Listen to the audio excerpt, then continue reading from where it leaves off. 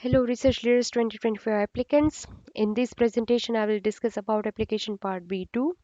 Please follow the instructions provided in red text for information and guidance. Part B2 contains three main sections. Section 4 is CV about experienced researcher, that means applicant CV, check supervisor CV, outgoing phase supervisor CV, and third supervisor or secondment supervisor CV. Section 5 is about ethical aspects and section 6 is letters of commitment. This document will be shared with evaluators.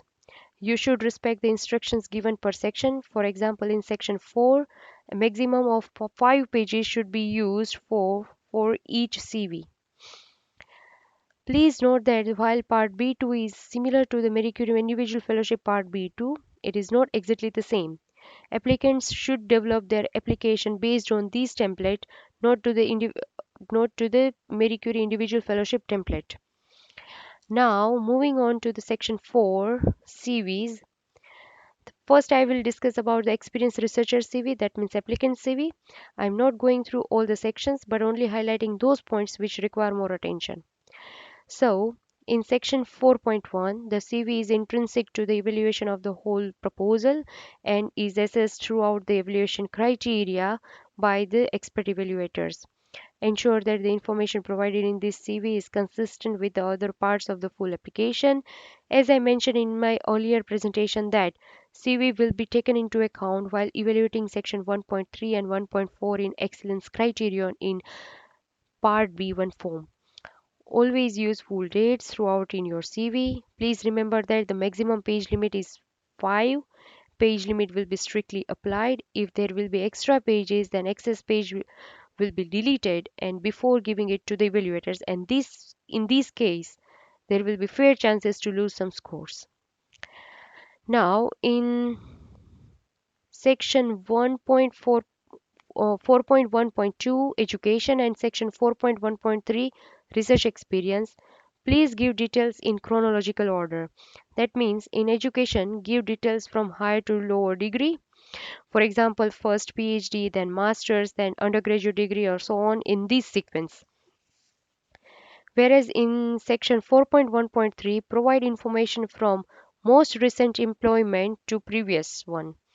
Uh, and please also, I already mentioned earlier, but please give full details, means full date in day, month, and year format.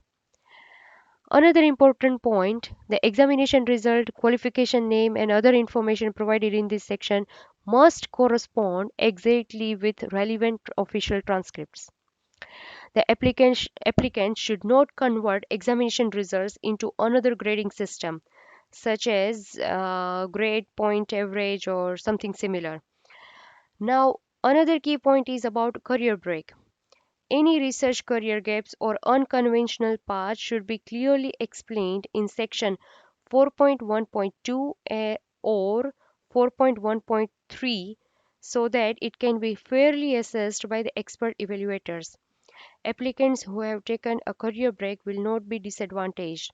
The length of time spent on a career break will be taken into account in evaluating the applicant's achievement to date.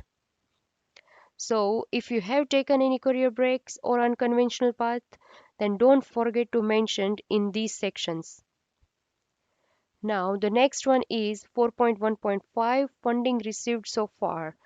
So here include the details about type of funding you have received so far, such as for project or for conference, travel funding, fellowship, etc. Provide details of funding agency, start and end date, amount of funding you have received, and project title if relevant. If you have previously held any career fellowship such as a Marie Curie fellowship or something similar, then mention it here and also justify how this Research Leaders 2025 fellowship will have additional impact to the fellowship which you are already held uh, in in the section 2.1 impact in application part B1. Don't forget to mention in this section. Next is we also received queries about section 4.1.8, what to write in public outreach activity. So here you can provide the information that if you have ever involved in public engagement activities to create awareness about your research, that means you have demonstrated or communicated your research results to non-specialists such as general public. There are a number of examples of outreach activities such as a internet presence in social media, press articles, participation in European Researchers' Night events, or science events where you presented science research and innovation activities to students from primary or secondary schools or universities in order to develop their interest in research careers. Okay, now the next is publication details, uh, which cover these three sections: 4.1.10, 11, and 12. Now, in section 4.1.10, give details of maximum 5 peer-reviewed publication which represent your most important or impactful publication. Don't forget to underline your name in the list of authors and also indicate the type of publication. For example, is it peer-reviewed paper or book chapter, monograph, or peer-reviewed conference proceedings, etc. It is better if you give first priority to original research publication. Now, in section 4.1.11, here you give the list of your other relevant publications. Give the publication list with the priority to first peer review original research articles, then review paper, followed by book chapter, monograph, peer review conference proceedings, etc. And also here as well, the don't forget to underline your name in the list of authors and also indicate the type of publication. Now in section 4.1.12, please provide here your scientific presentations with uh, giving priority first to keynote, then invited, after the oral, and last poster presentation. Don't forget to indicate the type of presentation as well as also provide the conference or congress name, in which year it was held, and country where it was held. Now, the most important point is you can only mention those publications which are already published and those are under review process. Don't mention the manuscript under preparation in this section because it won't be considered under evaluation process. Now, the next is section 4.1 subsections about supervisor CV. Again, I am not going through all points but only highlighting those points which require more attention. Also, template is same for all supervisor CV, so I am only going through the one template, but you should consider this information for all supervisor CV section subsection 4.2, 3, and 4. Please note that maximum page limit is 5 for each supervisor CV. Extra page will be deleted before giving it to the evaluators. So, in supervisor CV in section 4.2.2, uh, it should be mentioned the supervisor's position is in respective organization, whether they have permanent position or contract position. If supervisor has a contract position, then please write the start and end date of the contract. Please remember that the supervisor's CV will be taken into account while evaluating the section 1.3 in excellence criterion. So whatever information you are providing here in this CV will have significant impact while evaluating the section 1.3 in excellence criterion. I would suggest it is better to give specific and clear information which increase your chances to score higher. Now the next section is 4.2.3 and 4.2.4 education and research experience. In these both sections provide information in chronological order from higher to lower or most recent to previous where relevant. For supervisor CV, provide information in month and year format as mentioned here. And now in section 4.2.7, supervisors activities. So as I mentioned earlier, that supervisors level of experience in training and supervising advanced level of researchers such as PhDs and postdocs will be considered in evaluation. So please give details of how many number of uh, PhDs and postdocs or other research staff have been supervised until now, and there is not required to give their names, but if possible, please give their current status where they are.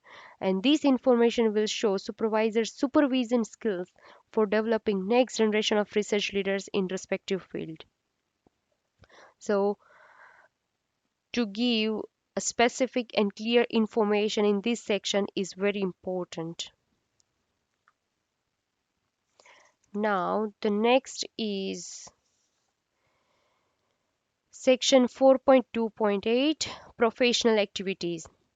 So for supervisors, please give specific details about your professional activities. If you are reviewer or editor of any scientific journal, then give the name of this journal and since when you were involved in such activity. Or similarly, if you are a member of any professional organization, then please give sufficient details such as name of the organization, when you have joined, and what's your role or responsibility.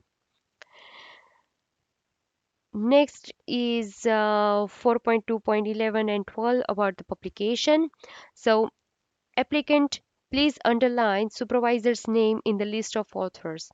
Provide current H index and number of citations.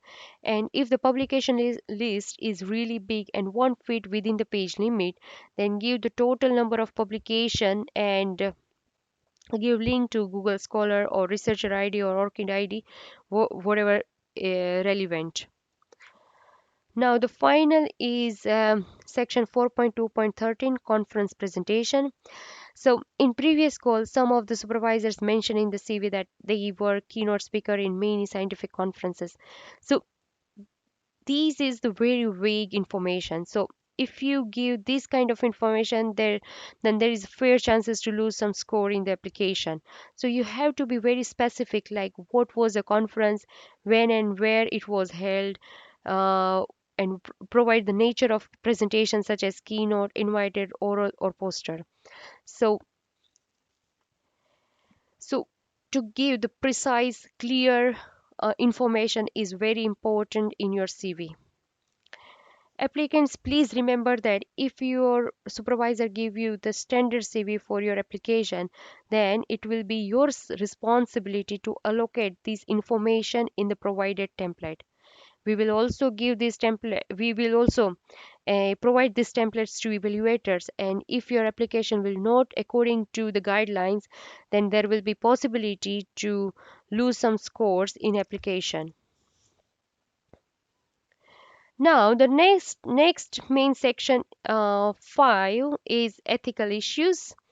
So, if you have answered yes to any questions in ethics issue table in application part A1 in section 7, then you need to complete this ethics self assessment. But if you have not answered yes to any of the questions in ethics issue table in part A1 section 7, please retain the title of this section in your submission, but delete the rest of the text and insert a statement to indicate that no issues arose in ethics issue table. Now, you can get help from your Chegg or outgoing face host supervisor while completing this ethics self-assessment. Guidelines and other links are also provided in the core document as well as in section 5 in part B2 template for your reference. So, if your research involves any ethical issue, then describe how your research proposal meets the EU and national legal and ethics requirements of the country where the task raising ethical issues is to be carried out, and give detailed explanation how you will intend to address that ethical issues. Now the last an important section 6 is letters of commitment. So applicant has to submit 3 letters of commitment as a part of your application, and the letters of commitments must comply with the instructions, such as it should be on headed paper or stamped from the host organization. eh, it should be dated and signed by the authorized signatory. Now, who is the authorized signatory? So the authorized signatory is the officer or representative who is explicitly, implicitly, or through conduct with the powers to commit the authorizing organization to a binding agreement. The outgoing phase supervisor or secondment supervisor should not be considered as an authorized signatory. Now, the next is length of the paper shouldn't be more than 2 pages. All points should have mentioned in letters which are should so whatever points here you have to mention is already written in section in part B2 section 6 template. So please, those points should be mentioned in these letters. Finally, scan should be in high quality with fully legible text. Now, remember that the letters of commitment will be taken into account while evaluating Section 3.3 implementation section. Now, the next point is who will write these letters of commitment. So, the first, for check supervisor, the letter should be from primary supervisor's head of department. If the primary supervisor from Chegas is head of department, then letter should be from Chegas head of program. And if primary supervisor is head of program, then letter should be from Chegas director of research, Professor Franco Mara. For outgoing phase supervisor, the letter should be from authorized signatory of host organization. The letter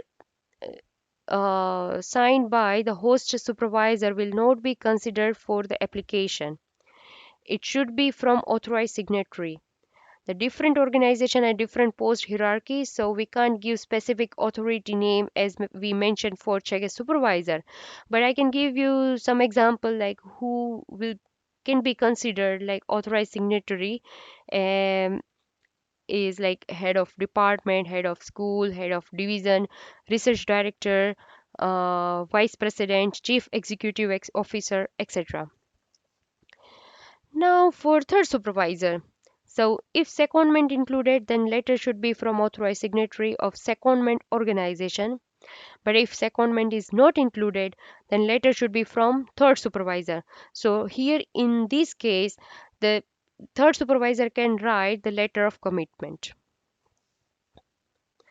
Again, I am repeating here. Letter of commitment should have all points which are mentioned in red text in part B2, section 6 template.